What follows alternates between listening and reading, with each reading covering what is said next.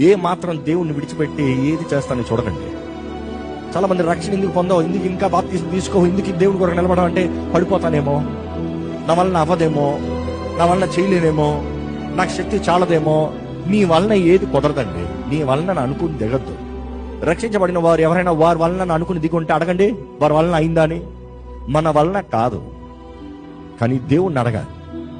దేవా, ఇదిగో నీ ఆత్మ సహాయాన్ని వేడుకుంటా. పరిశుద్ధాత్ముడా, నా దేహం నీ ఆలయం, నీ చేతులకు సమర్పించుకుంటున్నా. ఉన్న పాటున దేవుని దగ్గరకు వచ్చి ఆయన రక్తంలో నువ్వు కడగబడతానికి ఆశ కలిగినట్లయితే, యేసు ప్రభు తన విమోచన రక్తము నిన్ను విమోచిస్తానికి నీ కొరకై చిందించిన తన రక్తముతో నిన్ను కడిగి పవిత్రపరిచి పరిశుద్ధపరిచి ఆయన సొత్తుగా చేసుకుని ఆయన వాగ్దానము చేసిన ఆయన పరిశుద్ధాత్ముడు మిమ్మల్ని ఒంటరి వారిగా నిన్ను విడిచిపెట్టానన్నాడు. బూదికి అంతముల వరకు మీ తోడుంటానన్నాడు. ఆయన ఆత్మ రువా పరిశుద్ధాత్ముడు ఈ రోజు మనతో ఉండి మనల్ని బ్రతికించి జీవింపజేసి ఆయన సాక్షులుగా నిలబెట్టేది. ఈరోజు నీ వలన అవుతుందని చూస్తే, నువ్వు బాగు చేసిన తర్వాత, బాగు అయిన తర్వాత అంటే ఇప్పటికీ కావు. ఉన్న పాటున యథార్థంగా దేవుని దగ్గర వచ్చి మారాలనే ఆశతో వచ్చి ఆయన సహాయాన్ని వేడుకోండి.